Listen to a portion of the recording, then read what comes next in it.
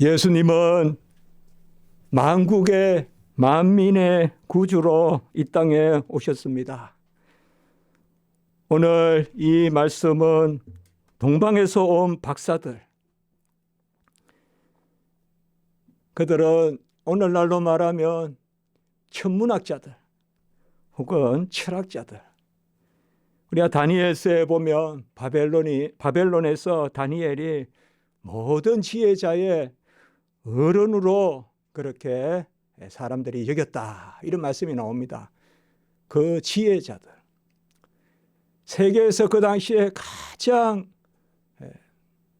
지적으로 앞서갔던 곳이 바로 그쪽입니다. 바벨론, 또 바사, 바로 페르시아, 오늘로 말하면요. 그 동방에서, 이 동방이란 말이 해 뜨는 곳, 우리가 사가라 찬송에서 나왔었지 않습니까? 해 뜨는 곳, 아나톨레, 같은 말입니다. 해 뜨는 곳으로부터 왔다. 그러니까 옛날에는 해 뜨는 곳이라면 이제 동쪽, 그때는 뭐 중국, 한국 이런 데는 모르니까 그냥 저 동쪽 끝이면 바벨론이겠거니, 뭐 그렇게 생각했던 때겠죠. 그래서 그쪽에서 이제 동방 박사들이 별을 보고 옵니다. 보통 우리가 찬송도 동방 박사 세 사람 이렇게 찬송 많이 하는데 세 사람이라고 꼭 그렇게 볼 필요는 없습니다. 어떤 사람은 10사람이 넣는다고도 하고, 그게 중요한 것은 아닙니다. 어쨌든 그 세수로 그렇게 우리가 지정할 필요는 없고, 또 그것으로 무슨 신앙의 유익이 있겠습니까? 어쨌든 동방 박사들이 예루살렘으로 왔습니다. 바로 베들레헴으로 별이 지시하지 않고 예루살렘으로 그렇게 왔습니다. 이미 누가복음에서도 봤지만 가이사 아우구스도, 로마 황제가 인구조사를 시키고 헤롯이 그에 따라 인구조사를 하고, 또 오늘 얘기해 보면 예루살렘이 이제 이 동방에서 온 박사들이 유대인의 왕으로 나시니가 어디 계시냐 이렇게 물으니까 헤롯도 놀라고 다 그 예루살렘 성이 소란하고 소동한지라, 오늘 그렇게 말씀하지 않습니까? 예수님의 이 오심은 어떻게 보면 아주 큰일로, 로마의 황제부터 또 이스라엘 그 예루살렘이 아주 시끄러운 그러한 일이었습니다. 그만큼 큰 일이었다는 것이죠. 또 그만큼 하나님의 뜻이 있었다는 것이죠. 왜 베들레헴으로 은밀하게 가서 황금, 유향, 모략 드리면서 무릎 꿇고 경배하면 될 텐데 왜 예루살렘에 헤롯을 찾아가게 하였을까? 그것은 우리는 하나님의 큰 섭리가 있다. 하나님의 일은 결코 은밀히 이루어지진 않습니다. 백주 대낮에 십자가에 달리시는 것입니다. 가야바, 안나스, 헤롯, 빌라도, 당대의 가장 권위자들을 예수님 앞에 신문자로 세우십니다. 유대인의 왕으로 나시니가 어디 계시냐? 이 질문이 가당하겠습니까? 지금 헤롯이 어떤 왕입니까? 지금 헤롯이 어떤 왕이에요? 중국에 황제가 있는데 어떤 사람이 북경에 나타나서 황제 될 사람이 어디 있냐 이렇게 하면 그게 쉬운 일이겠습니까? 그러나 유대인의 왕으로 나시니가 어디 계시냐? 우리 예수님께서 십자가에 못 박혔을 때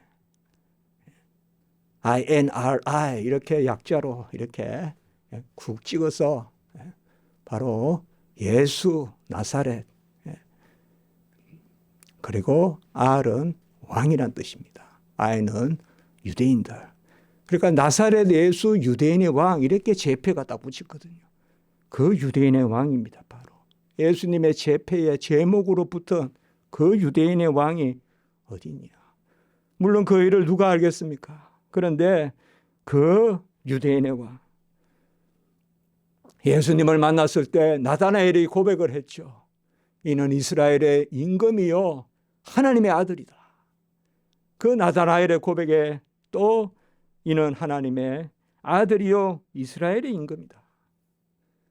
예수님께서 십자가에 죽으시려고 이제 마지막 예루살렘에 입성하실 때 호산나 다윗의 자손이여 찬송하리로다 주의 이름으로 오시는 이여, 가장 높은 곳에서 호산나 그렇게 했을 때 다윗의 자손으로 주의 이름으로 오시는 분, 우리를 구원하러 오시는 분인데 그분은 다윗의 자손이다.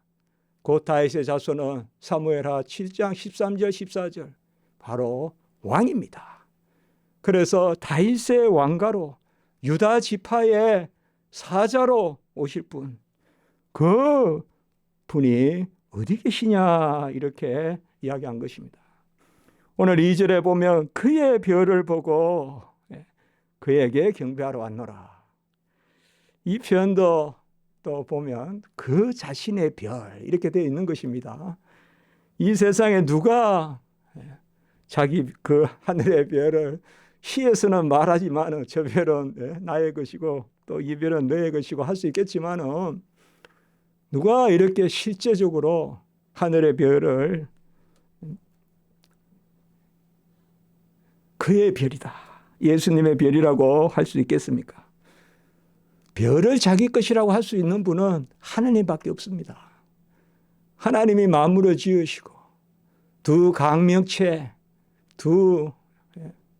해와 달을 지으시고 천지의 모든 별을 지으셨습니다. 물론 여기에 나타난 별은 하나님이 특별히 두신 별이겠죠. 이걸 우리가 또 무슨 물리학적으로 무슨 별이니 이렇게 할 필요는 없을 것입니다. 그러나 최소한 항성도 아니고 행성도 아니고 해성 아니겠냐. 그러니까 뭐 해성 아니냐 이렇게 또 굳이 이야기할 것도 없어요. 하나님은 해도 멈추시는 분이니까 하나님이 특별히 별을 두셔서 그 동방에 바벨론 바사 지역에 있던 지혜자들, 철학자들, 혹 천문학자들, 우리가 그렇게 생각하면 됩니다. 그들이 바로 박사입니다. 너무 점치는 사람, 이방신 섬기는 점성술사 이렇게 너무 생각하지 마시고요. 지혜자들, 대우받는 지혜자들, 똑똑한 사람들, 그 하늘을 보고 이렇게 연구하는 사람들인데 안 보던 별이 나타난 거예요. 그리고 별이 움직이는 거예요. 그리고 끌고 가는 거예요, 자기들이. 가냐에서 구름기둥, 불기둥에 이끌어 가듯이 이 별이 박사들을 끌고 가는 것입니다. 그에게 경배하러 왔다 이렇게 이야기합니다. 우리가 경배한다 그러면 뭐 40, 50 좀 자기 열심히 살아서 무슨 자리도 있고 이런 사람을 경배하지, 아기를 경배하는 경우 잘 없지 않습니까? 갓 태어난 아기를 경배한다, 이건 아니지 않습니까? 물론 뭐 왕자다 이런 경배하겠지만 그래도 그 위에 왕이 있으면 왕에게 경배하는 거죠. 그런데 이들은 바로 그 아기에게 경배하러 왔다는 것을 분명히 이야기하고 있습니다. 이렇게 하니 헤롯과 온 예루살렘이 소동을 했죠. 이것은 어떻게 보면 헤롯의 가장 치부를 건드는 것입니다. 헤롯은 이둠의 족속입니다. 에돔의 족속이에요. 이 이둠의 족속이 본래는 저 남쪽에 살다가 점점 올라와가지고 사마리아 근처까지 올라와서 삽니다. 그쪽에 살았던 사람이에요. 이 이둠에. 그리고 왕이 될 수 없는 사람이에요. 유다 지파에서 왕이 나와야 돼요. 그런데 그 아비 때부터 아주 그 아버지부터 아주 그냥 모략이 하고 잔인하고, 그래서 또 이 뭐 아주 뭐 우리가 소위 말하는 나쁜 것에 대한 머리 쓰는 거, 이거는 뭐 헤롯을 따라갈 수 없는, 그래서 마카비 왕조로부터 시작되는 그 제사장 가문을 아내로 삼고 뭐 이렇게 해가지고 또 이 헤롯이요 절대 예배나 이런 것은 또 손 안 댔어요. 알았던 거예요. 이스라엘 백성을 다스리면 그들을 1000명 죽이는 게 더 수월하지 예배 방해하면 안 된다. 폭동이 일어난다. 그걸 알았기 때문에 성전도 짓고 헤롯이 그렇게 했던 거예요. 헤롯이 왜 성전을 지었을까 생각할지 몰라도 이게 다 머리예요. 가이사라에 가면 수로 있지 않습니까? 저번에도 잠깐 말씀드려요. 가보면 아직까지 있어요, 수로가.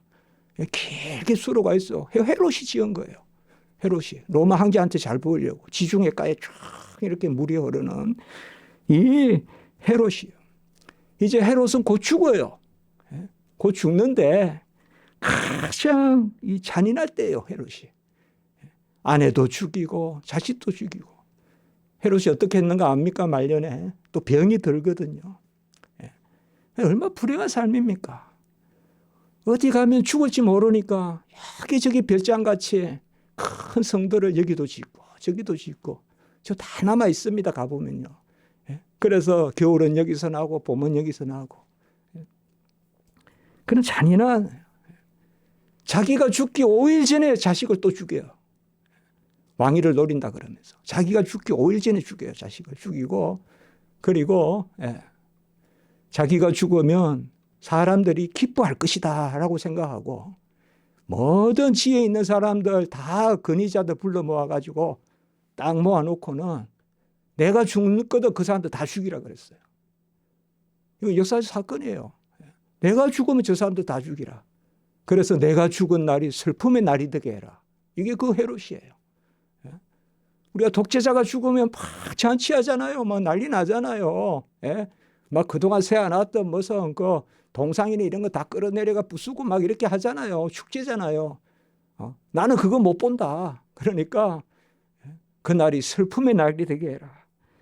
이런 헤롯이에요. 이 헤롯이 그러니까 헤롯은 이스라엘 백성을 이해하면서 이용했던 거예요. 그래서 오늘 여기도 보세요. 대제사장과 서기관들을 모으고 여기에다가 장로들만 더하면 이게 바로 산헤드린이라는 공회예요. 공회. 공회를 소집한 거예요. 공회를 소집해서 4절에 보세요. 그리스도가 어디서 나겠느냐.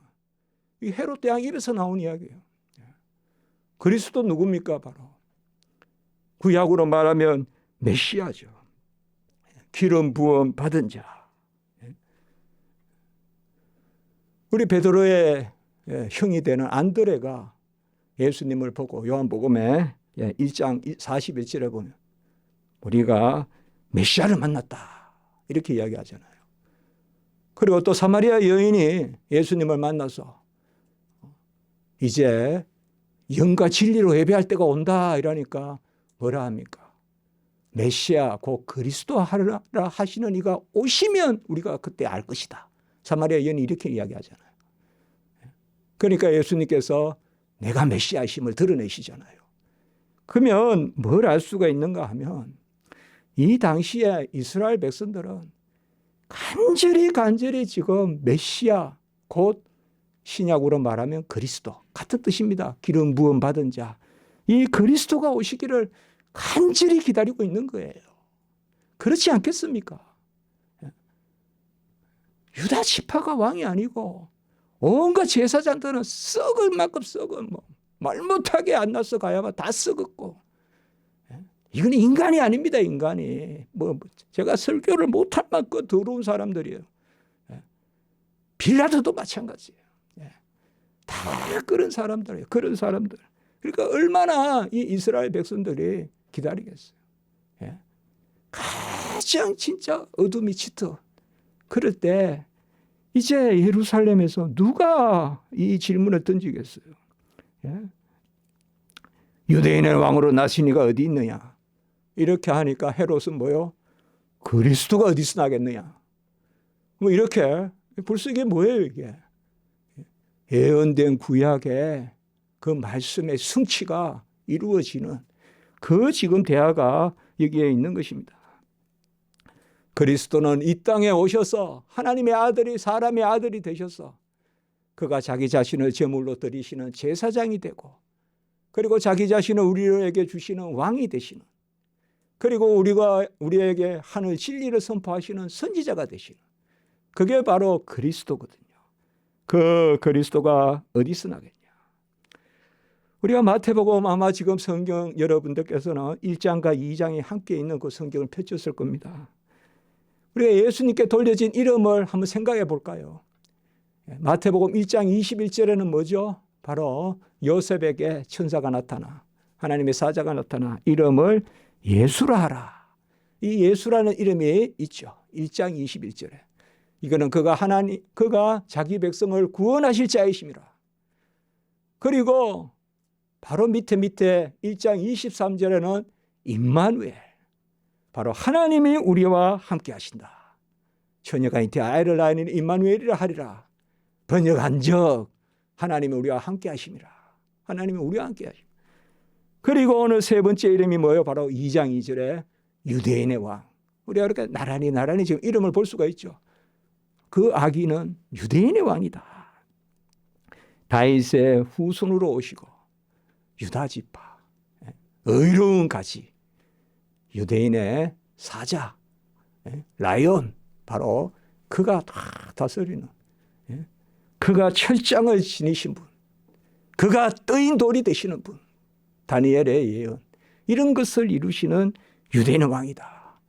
그리고 오늘 네 번째 4절에는 뭐예요? 그리스도라는 이름이 있죠. 나란히 지금 네 가지 이름이 지난주 계속 말씀에 연결되어 있습니다. 이 그리스도는 바로 기름 부음 받은 자. 그리스도는 사람이에요. 하나님 아니에요. 하나님의 아들이 사람의 아들이 되신 것이 우리를 위한 그리스도가 되시려고. 그리스도는 바로 우리를 위한 제사장이 되시고 우리를 위한 왕이 되시고 우리를 위한 선지자가 되시고, 그래서 선지자, 제사장, 왕이 되시는 그 그리스도. 우리가 이름이 나왔으니까 누가복음에서는 이 외에 또 이름이 있었죠.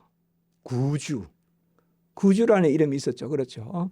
누가복음에 보면 바로 오늘 다윗의 동네에 너희를 위하여 구주가 나셨으니 곧 그리스도 주시니라. 근데 이게 마태복음에는 구주란 말은 없지만 구주가 바로 뭐예요? 예수라는 말과 같은 말이잖아요. 예수라 하라. 그가 자기 백성을 구원하실 자 이름이라. 그렇죠. 그리고 누가복음에는 또 마리아에게 천사 가브리엘이 나타났을 때 뭐예요? 성령으로 잉태한 자는 하나님의 아들이라 이끌으시라.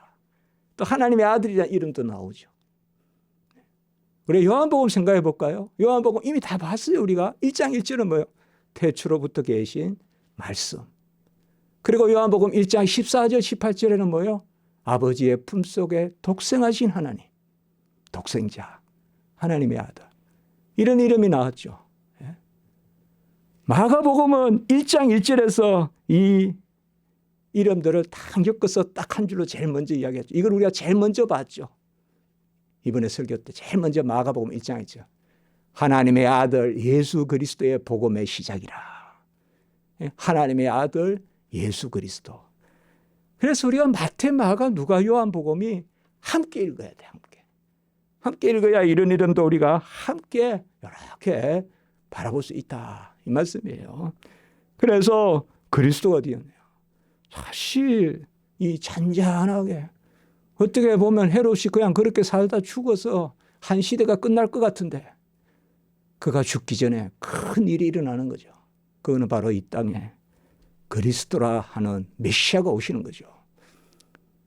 그 메시아를 그의 별을 보고 찾아왔다 하면서 예루살렘에 누가 봐도 저 먼 데서 온 사람 같은 사람이 뭐 낙타를 몰고 왔던가 그런 건 알 수 없지만은 누가 봐도 행색이.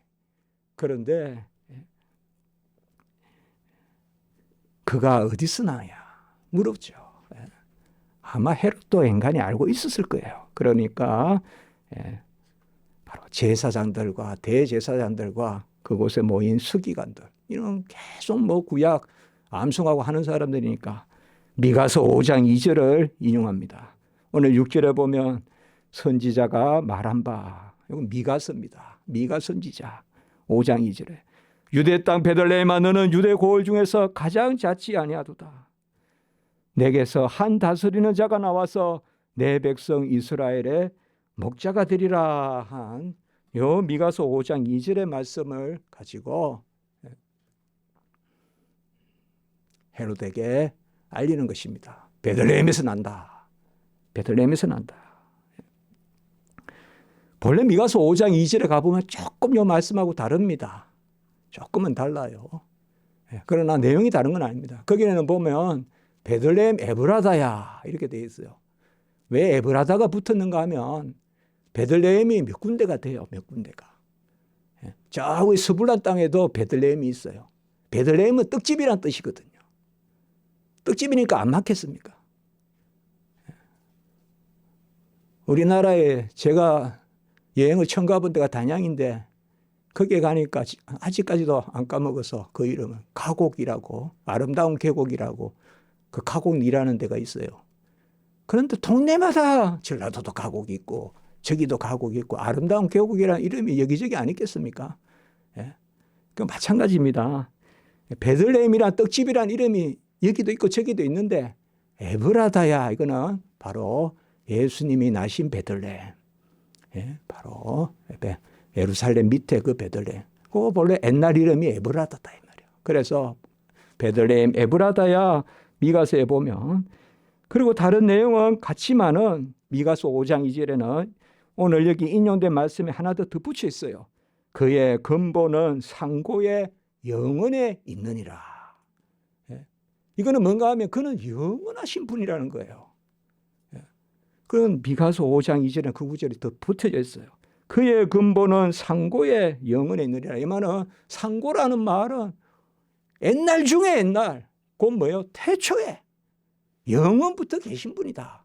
그분이 뭐예요? 난다 이 말이에요. 베들레헴에서.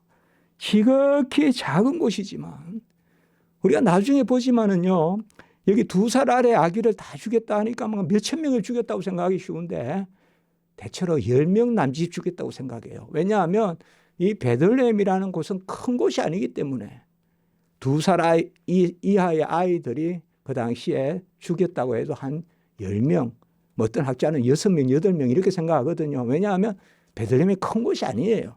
그래서 작은 곳인데 누가 나느냐? 다스리는 자가 난다 이 말이에요. 아까 그 위에 올라가면 뭐예요? 왕이 나는 거죠.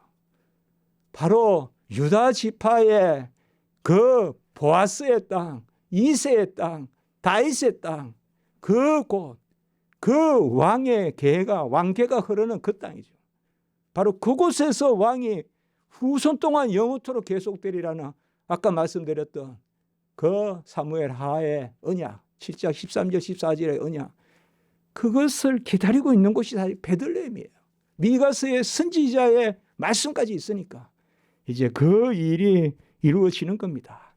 근데 우리가 6절에 여기 보면 다스리는 자가 나와서 내 백성 이스라엘의 목자가 되리라.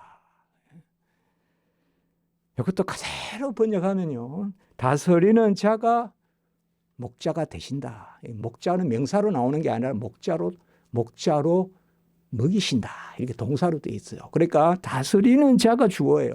다스리는 자가 이스라엘의 꼴을 먹이신다. 이렇게 우리가 볼 수가 있어요. 다스리는 자가 이스라엘의 꼴을 먹이신다. 얼마나 이게 참 귀한 겁니까? 얼마나 감사합니까? 지금 아기 예수 그리스도가 오셔서 그 암흑의 시대, 소망이 없는 시대, 특별히 영적으로 죽어있는 시대, 이때 그 여호와 아들이 오셔서, 하나님의 아들이 오셔서 신령한 꼴을 먹여주는, 하늘의 음료를 먹여주는 그 말씀이에요. 내 백성 이스라엘의 목자가 되리라. 시편 23편 1절에 여호와는 나의 목자시니 내게 부족함이 없으리라. 이제 이 목자만 내게 오시면 우리에게 부족함이 없잖아요. 양이 아무리 기웃기웃해봐야 얼마 만족하겠어요? 불안하죠. 저게 독초인지 저게 약초인지 압니까 양이? 그러나 목자가 있으면 부족함이 없으리라. 아멘. 여호와는 나의 목자시니 내게 부족함이 없으리라. 우리는 다 부지런해요. 그러나 여호와가 함께 하셔야 선한 것을 먹을 수 있어요. 선한 걸 먹을 수 있다고. 내가 부지런한데 나를 해치고, 내가 부지런한데 내 영혼에 독이 되고, 이러면 얼마나 불쌍한 노릇입니까? 예? 그게 우리 하나님이 애통하신 거예요. 우리 인생이 열심히 살긴 하는데 도무지 생명에 속한 것이 아니라 죽음에 속한 것에 노예가 되어서 종일 일을 하고 종일 애는 쓰고 끙끙 앓긴 하는데 도무지 신령한 것이 없는, 이 가을로 말하면 열매가 없고 텅 비어있는 그런 삶. 이제 뭐요? 여호와가 나의 목자시니 내게 부족함이 없으리라. 이사야서 40장은 우리가 요새 또 한 번 인용했는데요. 이사야 39장까지는 구약에 해당하고 40장부터 66장까지는 신약에 해당한다. 그래서 이사야서 66장은 정확한 신약 구약을 보여준다. 그래서 그 40장의 1절이 바로 뭐예요? 너희는 위로하라. 이 위로자가 바로 보혜사다. 그런 말씀을 나눴어요, 우리가. 위로하시는 분. 그러니까 이스라엘의 위로를 기다린다 했지 않습니까? 샤가랴가. 그 위로자가 오셨다. 그가 예수님이시다. 그런데 그 이사야서 40장에 보면 꼭 우리가 40장에 놓치지 말아야 할 것이 11절이에요. 그가 목자같이 양떼를 먹이시며 어린 양을 그 팔로 모아 품에 안으시며. 그러니까 새로운 시대의 시작은 위로자 보혜사가 오시고 그가 목자로 오신다 이 말이에요. 목자로 오셔서 양떼를 먹이시고.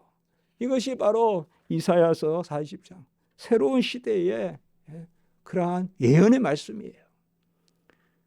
선지자 에스겔서도 이 목자 대명이 나오면, 에스겔서 제가 좀 많이 읽어보면 좋다 그랬잖아요. 에스겔서 참 은혜가 돼요. 하긴 이사야, 에레미야, 에스겔, 다니엘 다 좋지 않습니까? 성경은 사실. 잘 읽으세요. 좋지 않습니까? 좋은 말씀들 많이 있잖아요. 에스겔도 보면 참 좋은 말씀 많아요. 에스겔 34장 23절에 보면 이런 말씀 보면 참 즐겁다고요. 내가 한 목자를 그들 위에 세워 먹이게 하리니 그는 내 종 다윗이라. 그가 그들을 먹이고 그들의 목자가 됐지라. 오, 이 말씀하고 오늘 이 말씀하고 딱 같네요. 다윗의 후손에 베들레헴에서 날 자가 목자가 된다. 이건 에스겔 34장 23절에 딱 있네요. 그래, 이런 말씀을 보면 아주 그냥 막 영혼이 살아난다니까요. 그냥. 막 즐거워 뛴다니까요. 내가 한 목자를 그들 위에 세워 먹이게 하려니 내 종 다윗이라. 다윗은 왕이에요, 왕. 이스라엘 백성에게 다윗이라면 왕이에요. 목자가 왕이시다. 그들을 먹이고 그들의 목자가 될 거다. 지금 오늘 6절에도 마찬가지예요. 내게서 다스리는 자가, 이 다스리는 자는 누구예요? 바로 유대인의 왕이에요. 유대인의 왕은 누구예요? 예수님이 예루살렘 들어올 때 호산나 다윗의 자손이요. 그리고 십자가에 달릴 때 유대인의 왕, 다윗의 자손 유대인의 왕. 똑같잖아요. 에스겔서에. 그가 한 목자다. 한 목자가 다윗의 자손에서 나는데 그가 유대인의 왕으로서 우리를 먹이신다. 이렇게 말씀하고 있습니다. 이제 헤롯이 보면 얼마나 이게 깨가 많은지 이제 비로소 불러요. 이때까지 헤롯을 찾아간 건 아니에요. 예루살렘에 나타난 거죠. 그러니까 헤롯이 가만히 불러서 별이 언제 나타났냐 이렇게 물어요. 이게 아주 머리를 쓰는 사람이잖아요. 별이 언제 나타났냐. 넌지시 묻는 거예요. 별이 언제 나타났냐. 지금 감신사가 뭐예요? 지금 몇 살짜리냐? 지금 언제 나타나냐? 언제 내가 빨리 찾아서 죽여야 되는데 지금 그 생각하는 거 아니에요? 지금 헤롯이. 언제 별 봤냐? 별이 처음 나타났을 때 태어났을 거다 생각하는 거죠. 그런데 우리는 별이 먼저 나타나고 태어났을 것이라고 생각합니다. 그거는 우리가 그런 것은 몰라도 됩니다, 사실. 그런데 성경의 문맥상 앞뒤로 보면, 왜냐하면 저기 오늘 조금 있다 보면 이제 마구간에 계신, 말구유에 계신 예수를 만나러 가는 게 아니거든요. 이제 집에 계시거든요. 이런 거 보면 태어나시고 좀 시간이 지났을 때. 그래서 우리가 먼저 누가복음을 본 거예요. 누가복음을. 40일이 지나서 정결례 할 거. 지난주에 봤잖아요. 그걸 마친 이후라고 봐야 돼요, 지금. 그걸 마친 이후에. 그렇게 이제 봐야 돼요. 그러니까 이렇게 생각해 보시면 시간이 이렇게 맞아요. 그리고 제가 가급적 시간별로 지금 설교를 하는 거예요. 그래서 가만히 보고 물어보고 베들레헴으로 보내며 가서 찾거든 이야기해라. 그러면 내가 가서 경배하겠다. 이렇게 이야기합니다. 참 얼마나 평소에 많은 사람을 죽였습니까? 그 손에 끝없이 피를 묻히고 이제 이 땅에 오신 하나님의 아들을 죽이려고 드는 이 헤롯의 모습이 참 우리 인생이 얼마나 허망한가. 왕이면 뭐합니까? 권세가 있으면 뭐합니까? 군데군데 큰 성을 지어서 별장 삼으면 뭐하겠습니까? 이 땅이 내 거라 하면서 우리는 땅 한 평도 없지만 나라를 자기 땅이라고 말하는 사람이면 뭐하겠습니까? 샤가라같이 안나같이 목자들같이 예수를 영접하고 찬송하는 자리에서야 그게 복된 인생이지.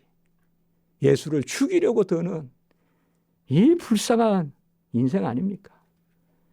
그 뛰어난 머리 무슨 필요가 있겠습니까? 다 필요 없지 않습니까? 이제 그들이 별을 보고 기뻐하고 기뻐해요. 전에도 말씀드렸죠. 계속 이 지금 예수님 나심에 중요한 단어들이 바로 하늘에는 영광이요, 땅에는 기쁨. 그리고 그 기쁨은 하나님이 우리를 기뻐하시는 그 기쁨과 우리가 기뻐하는 기쁨이 함께 있는데 그 가운데 평하다. 지금 여기도 기쁨이 있죠. 이 시대는 기쁨이 없는 시대입니다. 기쁨이 없는 시대예요. 제가 설교를 준비하면서 이 기쁨 이런 단어가 그들이 별을 보고 기뻐하고 기뻐하여 11절에 보면 집에 들어가. 이때는 이제 구유에 계신 게 아니죠. 집에 들어가서 마리아가 함께 있는 보고 엎드려 경배했습니다. 우리가 엎드려 절하세 찬송하지 않습니까? 그거 바로 여기입니다. 엎드려 경배한단 말이 그대로 원뜻이 절하다는 뜻입니다. 엎드려 경배한다. 누구께? 아기께. 마리아에게 경배 안 했습니다.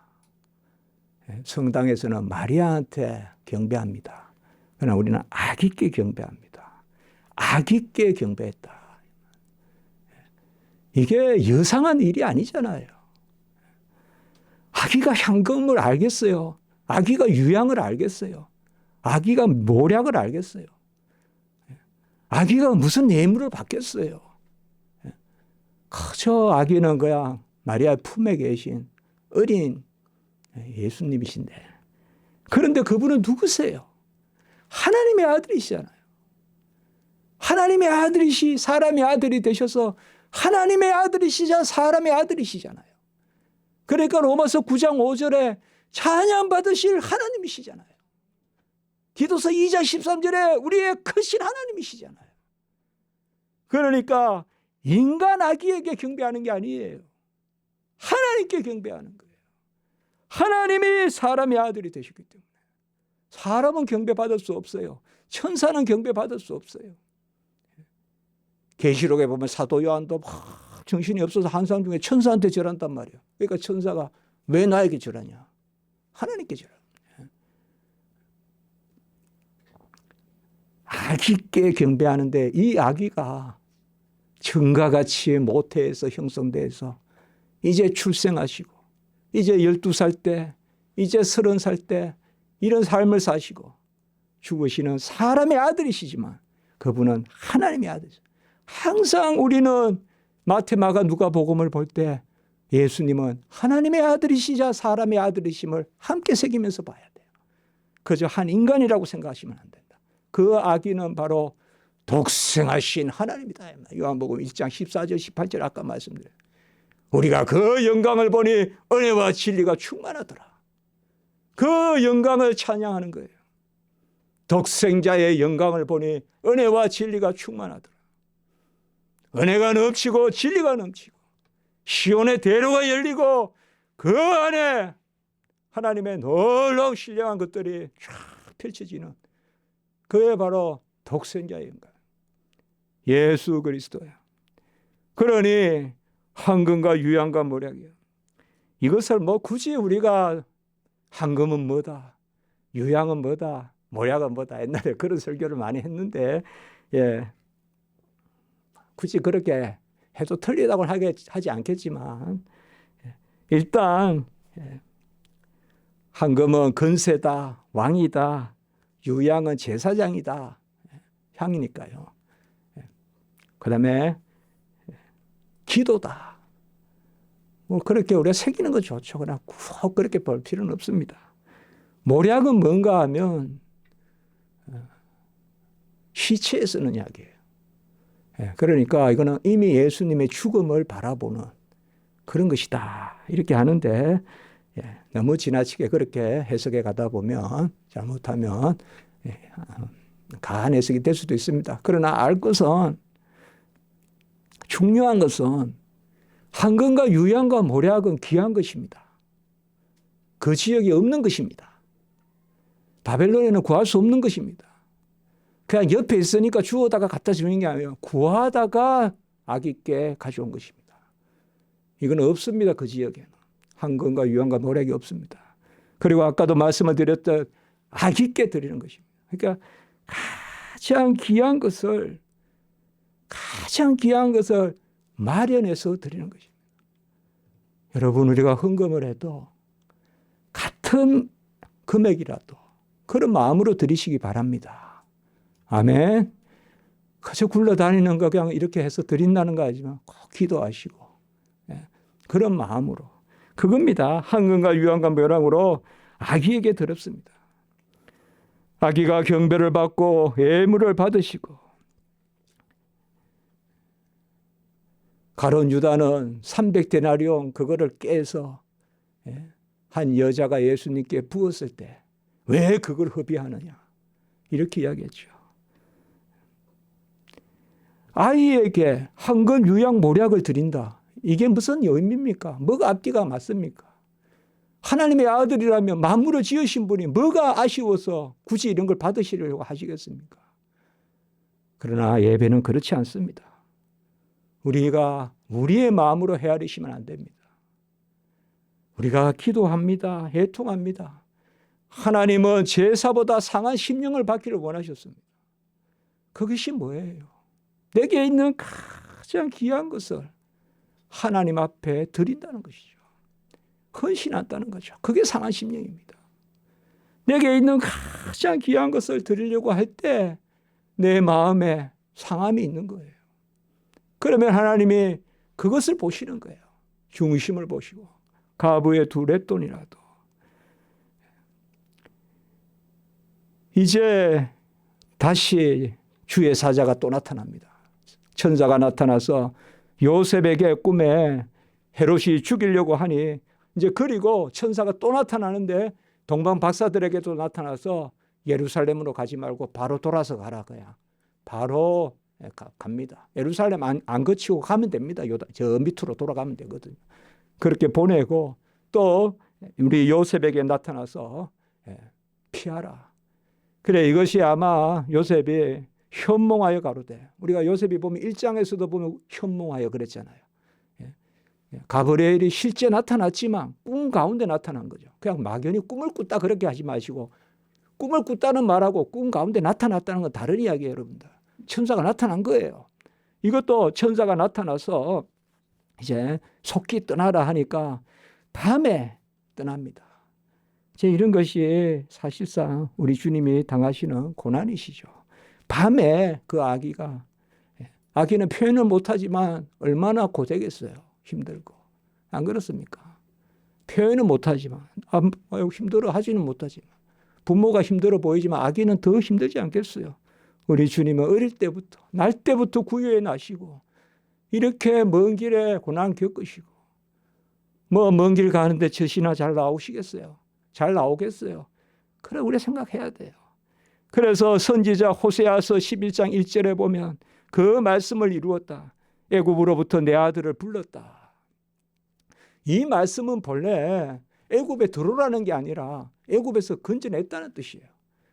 여기에 이 말씀이 왜 인용됐는가 하면, 바로 예수님이 이제 애굽에 계시지만 그곳에 머무시지만 끝내는 그곳에서 나오셔서 우리를 구원하실 것이다. 이렇게 우리가 해석해야 돼요.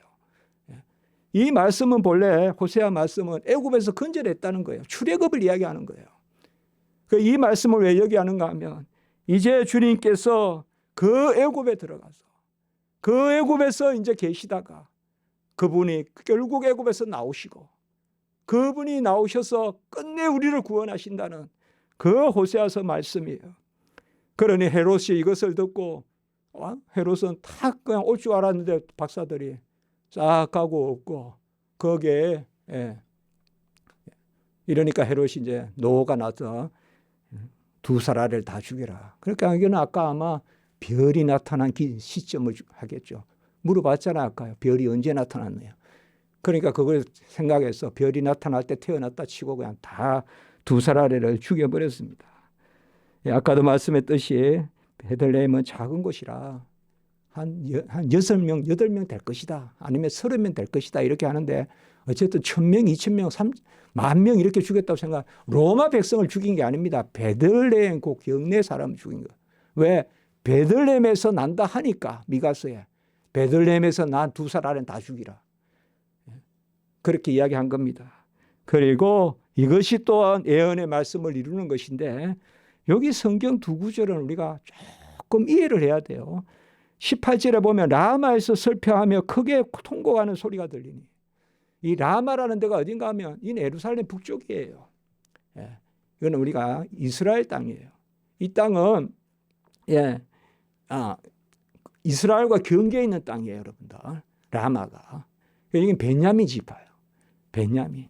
그래서 라헬이 이때 이제 베냐민 지파가 거의 멸망하고 그런 상황입니다. 그래서 그때 라헬이 자식이 없어 위로받기를 거절한다. 이렇게 이야기하는데 이 말은 절망 가운데 있었다 그겁니다. 절망 가운데 있었다.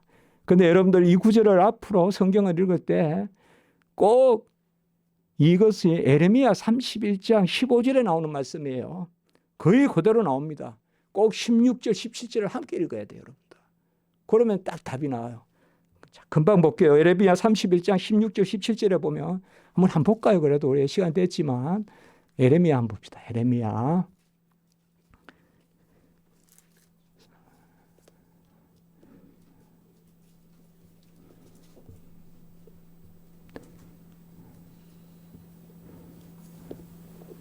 31장 15절 보십시오. 여호와께서 이와 같이 말씀하시니라. 라마에서 슬퍼하며 통곡하는 소리가 들리니 라헬이 그 자식 때문에 애곡하는 것이라. 그가 자식이 없어져서 위로받기를 거절하는도다 하고 16절 17절 여호와께서 이와 같이 말씀하시니라. 내 울음소리와 내 눈물을 멈추어라. 내 일의 싹을 받을 것인저 그들이 그의 대적의 땅에서 돌아오리라. 이게 지금 잡혀가는 거예요. 거의 베냐민 지파 절반을 죽였어요. 그냥. 그 간태로 잡혀가는 거예요, 지금. 그러나 다시 돌아온다. 17절에 너의 장래에 소망이 있을 것이라. 너의 자녀가 자기들의 지경으로 돌아오리라. 여호와의 말씀이니라. 이스라엘 백성은 이 말씀 들으면 대부분 아는 거예요. 이게 무슨 말씀인지. 이 말씀이 뭐예요? 라헬이 누구예요? 라헬이 바로 요셉과 베냐민의 그 어머니잖아요.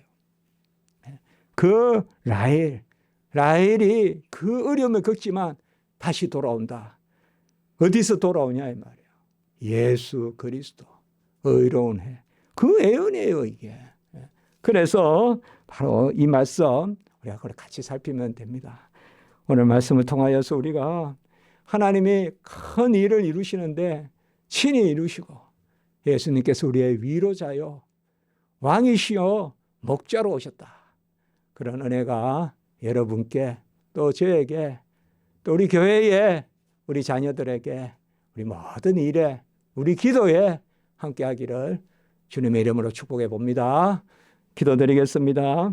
거룩하고 자비로우신 하나님 아버지 예수 그리스도 구유에 나시고 그 어린 핏덩이 같은 우리 주님께서 또 애국까지 그렇게 먼 걸음 고생하시고 끝없는 아버지여 그때부터 그 잔혹한 헤롯의 칼 앞에 놓이고 또 그것을 피해 다니시나 주님이 우리를 구원하시기 위하여 그 어릴 때부터 고난당하심을 생각합니다.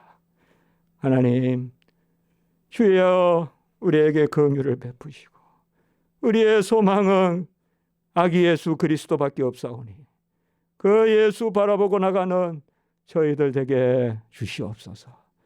모든 우리 성도님들 문설주와 임방에 예수의 피를 바르는 그 삶을 살게 해 주시옵소서. 주 예수 그리스도의 이름으로 감사하며 기도드리옵나이다. 아멘.